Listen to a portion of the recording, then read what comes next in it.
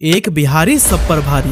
वैसे तो इस कहावत को यहाँ के टॉप क्लास आईएएस, आईआईटीएस और आईआईएम ग्रेजुएट सच साबित करके दिखाते हैं, लेकिन इतना टैलेंट होने के बावजूद इस स्टेट में कोई भी अच्छी इंडस्ट्री आना ही नहीं चाहती।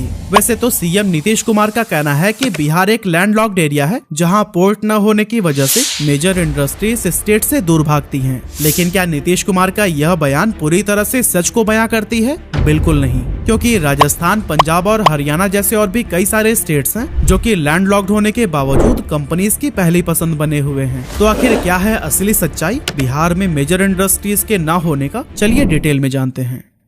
जय हिंद। आपने तो वीडियो का क्लिप देख ही लिया, तो आप वीडियो को छोड़ करके बिल्कुल ही मत जाइएगा, ठीक है। और मैं इस वीडियो में बताऊंगा आपको कि क्या पहले बिहार में इंडस्ट्रीज थी या नहीं थी, और लास्ट में और आपको अच्छे से समझ में आएगा कि क्या बिहार में सही में इंडस्ट्रीज और लगेगा या नहीं लगेगा। तो वीडियो को अंत तक जरूर देखिएगा। अब दोस्तों, इसमें कोई डाउट नहीं है कि किसी भी इंडस्ट्री के पास पोर्ट मौजूद होना उसके लिए बहुत ही ज्यादा बेनिफिशियल होता है, क्योंकि इससे उन्हें एक बेटर ट्रांसपोर्ट फैसिलिटी मिलती है, जिसके जरिए वे आसानी से मरीन रूट्स को एक्सेस करके हर तरह की मटेरियल्स को इम्पोर्ट या एक्सपोर्ट बहुत कम खर्चों में कर सकते हैं। लेकिन इसके बिल्कुल विपरीत कंपनीज आजकल उन इलाकों में भी अपनी इंडस्ट्रीज एस्टेब्लिश करना पसंद कर रही है जो कि पोर्ट से कोसों दूर है। एग्जाम्पल के लिए राजस्थान, हरियाणा और पंजाब को ले लेते हैं। राजस्थान सरसों, राई, बाजरा और ऊन का सबसे बड़ा उत्पादक है, तो वही दूध व मसालों का इंडिया में सेकंड लार्जेस्ट। साथ ही यहाँ अलग अलग तरह के 40,000 से भी ज्यादा इंडस्ट्रीज हैं, जिनमें टेक्सटाइल, सीमेंट, सेरेमिक और ऑटो जैसे कई सारे उद्योग शामिल हैं। अब हरियाणा की बात करें तो यह राज्य सालों से ऑटोमोबाइल मैन्युफैक्चरिंग का हब बना हुआ है और आईटी के फील्ड में भी इसने काफी तेजी से ग्रो किया है। और दोस्तों, वहीं अगर हम बात करें पंजाब की, तो वो गेहूं का सेकंड लार्जेस्ट प्रोड्यूसर तो है ही, लेकिन यहाँ IT companies, leather work, semiconductors और स्पोर्टिंग गुड्स जैसे सेक्टर्स भी दिखाई देते हैं। तो ऐसे में यह कहना कि बिहार में इंडस्ट्रीज इसलिए जाना नहीं चाहती क्योंकि वहाँ पर पोर्ट नहीं है, मेरे हिसाब से ये स्टेटमेंट बिल्कुल भी जस्टिफाई नहीं करती है। पर दोस्तों, एक इंटरेस्टिंग बात बताऊं, बिहार हमेशा से ही इंडस्ट्रियलाइजेशन से इतना दूर नहीं था, बल्कि कुछ दशक पहले तो यह मेजर ट्रेडिंग हब हुआ करता था। असल में बिहार फर्टाइल लैंड से रिच है और यहाँ धान व गेहूं की खेती बहुत बड़ी संख्या में की जाती है। इसके अलावा बिहार की शाही लीची, मखाना और अमरूद जैसे कई सारे फ्रूट्स देश से लेकर विदेशों में भी काफी फेमस हैं, जिसकी सप्लाई पहले काफी बड़े लेवल पर की जाती थी। ब्रिटिश शासन के समय पटना एक मेजर ट्रेडिंग सेंटर के रूप में भी उभरा था, और आजादी के बाद जहाँ देश में इंडस्ट्रियलाइजेशन लगभग ना के बराबर था, वहीं बिहार और वेस्ट बंगाल पूरे देश के इंडस्ट्रियल स्पॉट बने हुए थे। एक्चुअली बिहार के अंदर काफी बड़ी मात्रा में मिनरल्स मौजूद थे, इसीलिए कंपनीज इन माइंस के करीब ही लोकेट होना चाहती थी, ताकि रॉ मटेरियल या मिनरल्स के ट्रांसपोर्टेशन में उन्हें ज्यादा समय या पैसे न खर्च करना पड़े। अब दोस्तों, क्योंकि ज्यादातर इंडस्ट्री सिर्फ बिहार की तरफ ही जा रही थी, इसीलिए उस समय के पीएम जवाहरलाल नेहरू 1952 में फ्रेट इक्वलाइजेशन पॉलिसी लेकर आए और माल ढोने में लगने वाले खर्च पर सब्सिडी देने लगे। अब जाहिर सी बात है कि सब्सिडी पाने के बाद कंपनीज को रॉ मटेरियल या मिनरल्स के लिए बिहार या इसके जैसे बाकी के माइंस वाले स्टेट्स का रुख करने की जरूरत नहीं थी, और इंडस्ट्रीज पूरे देश में कहीं पर भी एस्टेब्लिश की जा सकती थी। इसके अलावा जो इंडस्ट्रीज वहाँ पर पहले से मौजूद थी, वो भी खराब पॉलिसीज और कई दूसरी प्रॉब्लम्स की वजह से बंद होती चली गयी। इस तरह बिहार की वो इमेज जो ब्रिटिश शासन या उससे पहले हुआ करती थी, वो वक्त के साथ खराब होती चली गई। लेकिन ध्यान देने वाली बात यह है कि पिछले 40-50 सालों में बहुत से ऐसे स्टेट या शहरों में इंडस्ट्रियलाइजेशन हुआ है जो डेवलपमेंट के मामले में पहले काफी पीछे हुआ करते थे। लेकिन फिर सवाल तो यही उठता है कि आखिर बिहार में ये बदलाव क्यों देखने को नहीं मिला। असल में दोस्तों, इसके पीछे कई सारे मेजर रीजंस हैं, जिसमें पहला है अनअवेलेबिलिटी ऑफ सफिशिएंट लैंड। किसी भी कंपनी को एस्टेब्लिश करने के लिए जमीन के एक बड़े टुकड़े की जरूरत होती है, लेकिन इस जमीन को बिहार में हासिल करना कंपनीज के लिए लोहे के चने चबाने जितना मुश्किल है, क्योंकि यहाँ की जमीन बहुत ही ज्यादा उपजाऊ है, जिसकी वजह से बिहार के 56% से भी ज्यादा जमीन पर खेती होती है। इस स्टेट की लगभग 80% पॉपुलेशन एग्रीकल्चर पर ही डिपेंडेंट है, और यही वजह है कि जमीनों को हासिल करने में दो मेजर प्रॉब्लम्स आती हैं। पहली ये कि यहाँ के लोग खेती पर ही निर्भर हैं, तो फिर अपनी जमीन किसी भी हाल में अपने हाथ से नहीं जाने देना चाहते, क्योंकि यही उनके रोजी रोटी का एकमात्र जरिया है। दूसरा रीजन ये है कि यहाँ आमतौर पर लोगों के पास जमीन के छोटे छोटे टुकड़े होते हैं, लेकिन फैक्ट्री लगाने के लिए क्योंकि एक बड़ा एरिया चाहिए, ऐसे में अगर कोई कंपनी यहाँ जमीन लेना चाहे तो उसे एक दो नहीं बल्कि बहुत सारे सारे लोगों से बात करके जमीन को बेचने के लिए एग्री करना पड़ता है। अब अगर गवर्नमेंट भी किसी कंपनी को जमीन देना चाहे तो उसके लिए भी ये बहुत उलझा हुआ और मुश्किल काम हो जाता है, क्योंकि यहाँ 5 हेक्टेयर जमीन पाने के लिए भी 20 से 30 अलग अलग लोगों से बातें करनी पड़ सकती हैं। यानी कि बिहार के लोगों से उनकी जमीन लेना एक बहुत ही टाइम टेकन प्रोसेस बन जाता है और इसमें कई तरह की परेशानियां झेलनी पड़ती हैं। बिहार में इंडस्ट्रीज के एंटर न होने का इकोनॉमिस्ट जो सेकंड रीजन देते हैं वो है बैड बिजनेस हिस्ट्री।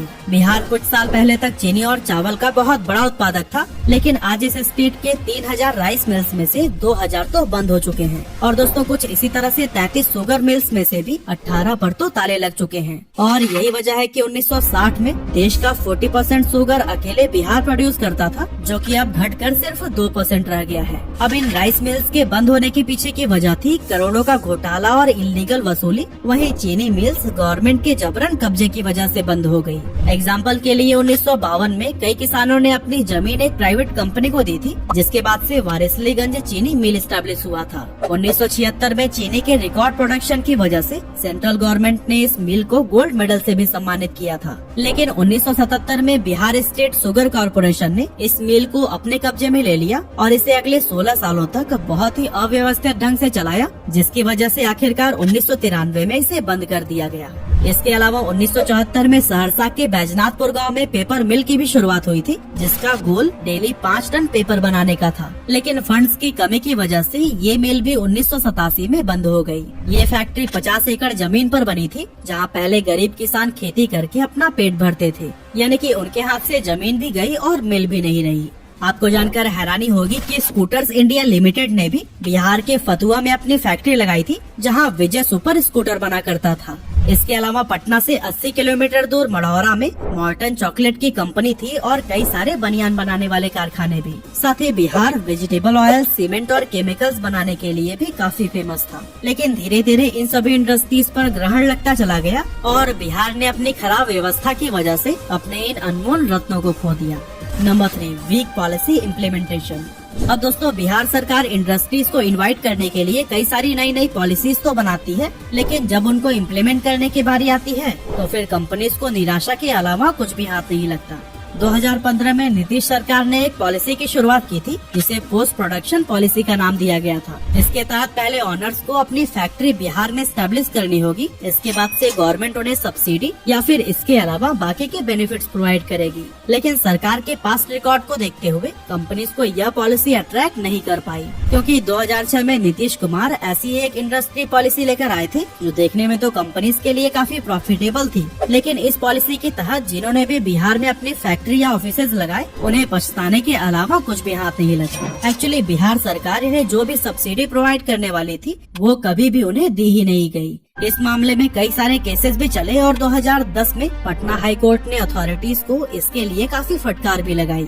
कई कंपनीज ने दावा किया कि कोर्ट का चक्कर लगाना और सब्सिडी के लिए लंबे समय तक केस लड़ना पूरी तरह से समय की बर्बादी है, इसीलिए जहां की पॉलिसी अच्छी हो वहीं पर जाना ज्यादा सही होगा। इस सब के अलावा बिहार स्टार्टअप पॉलिसी 2017 के तहत नीतीश कुमार ने स्टार्टअप्स को 500 करोड़ रुपए का फंड देने की बात कही थी, लेकिन बहुत सारे ऐसे एंटरप्रेन्योर्स हैं जिनकी शिकायत है कि सरकार से उन्हें कभी भी फंड मिले ही नहीं। अब सब्सिडी मिले या ना मिले, लेकिन इन सभी रीजंस की वजह से बिजनेस ओनर्स को इतना जरूर आइडिया हो गया था कि अगर बिहार में अपनी इंडस्ट्री लगानी है तो फिर गवर्नमेंट की तरफ से उन्हें कोई भी सपोर्ट नहीं मिलने वाला। Number 4, dirty casteism politics. अब इतिहास में झांक कर देखें तो बिहार की राजनीति में जातिवाद जैसा मुद्दा हमेशा से नहीं था, लेकिन जब से आरजेडी के प्रमुख लालू यादव मुख्यमंत्री पद के दावेदार हुए तब से निचली जातियों में उनके लिए खूब क्रेज देखने को मिला। और मिलता भी क्यों ना, जब वो विकास की जगह सिर्फ उन्हें सम्मान दिलाने का वादा कर रहे थे। इस राजनीति का नतीजा ये हुआ कि डेवलपमेंट लोगों के लिए कोई मुद्दा ही नहीं रहा और इंडस्ट्रियलाइजेशन ने दम तोड़ दिया। बिहार में क्राइम बहुत ज्यादा बढ़ गया, जगह जगह दंगे होने लगे, यहाँ तक कि हालात तो ये हो गए थे कि रात 7 बजे के बाद लोग अपने घर से निकलने में भी डरते थे, क्योंकि रास्ते में रोककर उनकी बाइक या फिर कार छीन ली जाती थी। गुंडागर्दी इतनी ज्यादा बढ़ गई थी कि चाहे मासूम जनता हो या फिर IAS ऑफिसर्स, उनकी हत्या करने से पहले क्रिमिनल्स को जरा भी खौफ नहीं होता था। वहाँ सोशल जस्टिस एक बहुत ही मेजर प्रॉब्लम बन गया था और ऐसे माहौल में कोई भी कंपनी अपनी फैक्ट्री भला क्यों इस्टेब्लिश करती। हालांकि ये सब तो बहुत पहले की बात है, जबकि आज तो खुद RJD नेता भी इंडस्ट्रियलाइजेशन को भरपूर सपोर्ट करते दिखाई देते हैं। इवन नीतीश कुमार भी आए दिन डेवलपमेंट के लिए नए नए स्टेप्स ले रहे हैं, जैसे कि कुछ समय पहले ही यहाँ पर कई नई सीमेंट फैक्ट्रीज लगाई गई, साथ ही एथेनॉल के प्लांट्स भी लगाए गए हैं। इसके अलावा उद्यमी बिहार, समृद्ध बिहार कैंपेन, एंटरप्रेन्योरशिप अवार्ड और इनोवेशन चैलेंजेस जैसे प्रोग्राम से गवर्नमेंट लगातार यूथ और एंटरप्रेन्योर्स को सपोर्ट कर रही है। अब गवर्नमेंट को अपने इन सभी प्रयासों से कितनी सफलता मिलती है, ये तो आने वाले टाइम में ही पता चल पाएगा। वैसे बिहार में इंडस्ट्रीज न होने के पीछे आपका ओपिनियन क्या है, हमें कमेंट करके जरूर बताइएगा। आपने तो वीडियो देख लिया ना, तो अब आपको समझ में आ भी गया होगा कि हाँ, बिहार में अभी भी इंडस्ट्रीज को एस्टेब्लिश कर दिया जाएगा और हो जाएगा। कौन करेगा? हमारी बिहार सरकार करेगी, और आप लोग चाहेंगे तो जरूर होगा। तो आप कैसे होगा? आप जो बिहार, अगर अच्छे बिहार में अच्छे नेता को चुनेंगे, अच्छे कानून व्यवस्था को अगर लागू करवाएंगे, तब जा करके होगा, है कि नहीं? जरूर कमेंट करके बताइएगा। जय हिंद।